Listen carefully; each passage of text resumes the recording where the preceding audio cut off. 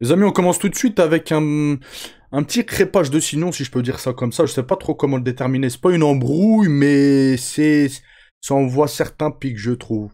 Concernant Islam Masraf et Alexander Binet, on va revenir sur ça très rapidement. Vous allez voir que ça chamaille un petit peu. C'est pas ça chamaille, mais la situation elle est chelou un petit peu sur Twitter. On va parler de Khabib Nurmagomedov contre Alex Pereira. Vous avez bien entendu, hein, j'ai bien dit contre Alex Pereira. On va parler de Thomas Pinal, les amis. Il semblerait que les UFC aient décidé de bouger. Parce que les gens, ils en ont marre, en fait. Il y a eu trop de personnes, ils ont gueulé sur les réseaux, etc. concernant les doigts dans les yeux. Et Dana White qui disait le soir même, ouais, qui s'en fout des doigts dans les yeux, je sais plus quand il a dit ça, bref, il y a pas longtemps, il a dit quelque chose comme ça. Qui s'en fout des doigts dans les yeux. Là, il voit que les gens, ils ont la rage. Donc ça, potentiellement, ça pourrait faire potentiellement bouger les choses. Si les gens ils commencent à en avoir marre, etc. Il y a un mécontentement général, on va dire. L'UFC, ils ont tout intérêt à faire bouger les choses et à essayer de remédier à ce problème, en fait. Comme ils peuvent. Parce qu'il y aura toujours des doigts dans les yeux, même s'ils changent de gants, même si machin, voilà. Potentiellement, c'est quelque chose qui peut arriver, voilà. Mais ils peuvent mettre en place des choses pour que ça atténue, en fait. Voilà. Donc on va parler de ça, bref, on va faire un petit peu le tour de l'actu, les gars. Et on commence tout de suite, les gars, avec une vidéo d'Alex Pereira qui tourne avec Strickland. Pour rappel, hein, il y a Strickland, il y a peut-être 2-3 semaines, il a dit que dans la catégorie, il est le seul qui pouvait potentiellement éteindre Khamzat Chimaev. Ok? Donc là, on le regarde, les gars. Il tourne avec Alex Pereira. Let's go. Isso, pra lá, não deixa ele coisar, isso, volta a parede, quadrilha, sempre em cima dele, vira pra ele. Você jogar essa, fica, gira em cima dele. Boa, tempo.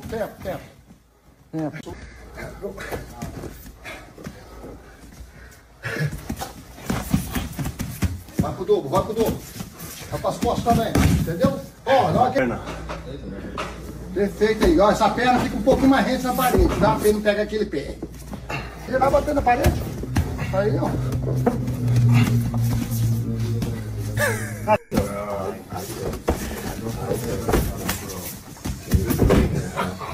Again. Se for simples, você vai saber que ele vai ficar no lado. Pegou, vai aí.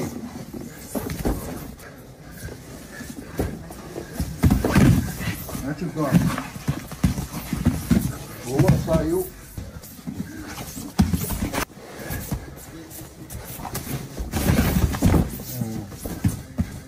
Bon les gars, on continue avec Islam Masraf et Boris. Bon, il y a Islam qui call out Boris pour le PFL de Lyon le 13 décembre, d'accord? Et vous allez voir qu'il se fait terminer parce qu'il a fait une sortie. Bah, je vais vous expliquer, ok? Donc, il call out Boris, voilà, normal, il veut faire un combat contre lui au PFL, bon, voilà, ok. Il sort de 2 défaites, hein, ok? Mais le truc, c'est que dans les commentaires, il se fait un petit peu terminer, d'accord? Donc là, par exemple, on a MMA Time qui est belge comme Boris, qui dit « Alors, comment te dire, mauvaise idée ?» Islam, il rétorque en disant « T'as peur pour ton poulain etc. Et il y a plusieurs personnes qui disent en gros « Vas-y, en gros, contre Boris, tu risques de te faire éteindre, probablement. » Parce que c'est vrai que Boris, ça reste quand même un client, il est très fort, ok? Bref, ça parle, ça communique et tout. Et à un moment donné, il y a Boris qui vient en commentaire et qui répond. Il lui dit quoi? « Je me rappelle quand tu m'as demandé de prendre une photo avec toi. » Tu ne m'as pas parlé comme ça bizarrement, Islam. Il y a d'autres moyens de M-O-U-R-I-R. Vous avez capté d'autres moyens de se relancer dans le jeu.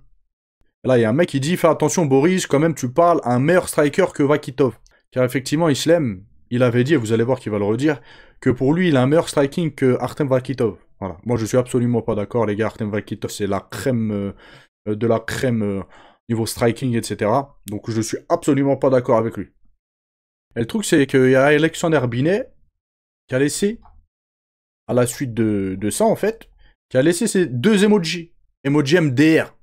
Ok? Mais le truc, c'est que... Est-ce que ce serait pas déplacé de venir en commentaire et de mettre des emojis MDR à des combattants professionnels? D'accord? Il a un certain âge, etc. Donc je trouve ça quand même... C'est mon ressenti. Après, peut-être que vous allez pas l'avoir. Peut-être que même Islam, il a pas ce ressenti, etc. Moi, je vous donne mon ressenti. Et je fais pas de drama, je vous donne juste mon ressenti comme il est. Je trouve ça quand même déplacé de mettre des emojis pour ce genre de choses. Tu sous-entends quoi? Tu te moques de lui? Tu sous-entends quoi, en fait? Il y a même quelqu'un qui lui a dit « T'es donc ce genre de personne, Herbinet ?» Alexandre a répondu « Je crois que le moment où il m'avait dit ça en interview est le moment où j'avais le moins caché mon étonnement devant une réponse à la caméra. Vakitov, quoi. » Et là, on a Islam qui répond à Alexandre, et il lui dit quoi? Je te le répète. Alexandre, mon striking est meilleur que celui de Vakitov. Bon, moi, je pense pas, les gars. Voilà. Islam, on est ensemble et tout, mais je pense pas. Voilà. À la suite du tweet d'Alexandre où il disait je cache pas mon étonnement, machin, machin, il y a Islam qui lui a répondu ça. C'est quand même fascinant de voir certains fans, entre guillemets, se prendre pour des experts, parler comme s'ils savaient tout du jeu alors qu'ils n'ont jamais mis un pied sur le terrain. Il leur suffit d'une paire de lunettes, d'un micro et d'un pseudo-studio pour se sentir légitime. Donc là, je pense qu'il a été piqué, pas par le fait que certains disent que non, ils ne soient pas d'accord avec lui sur le fait qu'il a un meilleur striking que Artem, mais peut-être il a été piqué par les emojis MDR. Ouais. Moi, ça, ce genre d'emoji, si j'étais à la place d'Islam, ça m'aurait pas plu. Ok, c'est ça qui m'aurait titillé plus qu'autre chose. C'est juste ça, après, peut-être que j'extrapole, peut-être même j'ai loupé des tweets. Ok, je tiens à vous le préciser, je pense pas, parce que j'ai quand même fait attention, mais peut-être. À la suite de ça, Alexandre Herbinet dit quoi? Je n'ai vraiment rien contre toi, Islam, et je te souhaite le meilleur pour ta carrière, no sushi, d'accord. Ce n'était pas une attaque ou une moquerie, oui, d'accord, oui. Ouais. C'est des emojis rigolent, tu rigoles. Donc explique-nous ces emojis dans ces cas-là. Pour ça en disant, je respecte trop les combattants, tous les combattants, machin, mais on a le droit d'avoir un avis et penser que le striking de Vakitov est meilleur par rapport à ça, y a pas de problème. Islam, il rétorque en disant, je n'ai rien contre toi, aussi, mais encore une fois, je te réitère mes propos, tu ne peux pas penser tout connaître. Comment tu peux juger le striking d'un combattant qui a, au total, lors de l'interview, uniquement 3 combats finis avant la limite, dont 2 finis au premier round? Après, il dit quoi? Mais je ne juge pas ton niveau dans l'absolu, je compare juste avec le striking de Vakitov, qui est un monstre. On avait bien plus de références de très haut niveau, et après, c'est aussi l'œil qui juge. Islam poursuit en disant, je suis le principal concerné, en toute objectivité, mon striking est meilleur. Non, non. Le principe de l'objectivité, quand tu es concerné, c'est que justement tu la perds. Un œil neutre l'aura beaucoup plus par définition. Donc voilà, certains continuent à le terminer en commentaire. Wesh, on dirait il est détesté carrément. Et on poursuit avec Elias MKT qui dit quoi? On peut critiquer la façon avec laquelle il a demandé le combat, mais perso, il m'a hypé. Boris, PS Islam, je stream, néanmoins, let's go. Elias, il soutient son compatriote belge Boris. Et il le dit, je soutiens mon compatriote. À la suite de ça, il y a Boris qui a répondu à Elias. Elle a dit quoi? Toi, tu veux relancer un truc, je te vois. Il n'y a rien à rater, zéro hype. Le mec est sur 2 rouges. T'es vite hypé pour rien, mon gars. Et Islam, il a répondu en disant quoi? À ce commentaire-là, je sais reconnaître un gars qui a chaud. Perso, je refuse jamais un tête-à-tête. Et Amin Ayoub aussi qui est chaud. Pour ce fight, bagarrez-vous, les gars, on veut voir ça. Et moi, les gars, franchement, je suis chaud aussi. Hein. Je suis chaud. Voilà. C'est vrai qu'il est sur 2 défaites, mais ça reste quand même un bon striker, etc. Boris, il est quand même très dangereux. Je pense que Boris est potentiellement meilleur. Après, dans un combat, tout peut arriver, mais ce qui est sûr, c'est que je soutiendrai Islam. Voilà. Moi, je suis dans le train Islam. Il y a beaucoup de personnes, ils sont dans le train de Boris, etc. Ils ont le droit. Moi, je soutiens Islam s'il doit y avoir un combat. Voilà. Je suis pas obligé de me prononcer, les gars, mais vous savez bien, j'aime bien me prononcer. Donc, est-ce que le combat va avoir lieu? Après, voilà.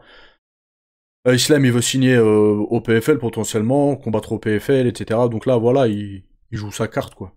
Voilà, il joue sa carte. Après, Boris, qui n'accepte pas, c'est tout à fait normal. Hein. Qu'il n'accepte pas.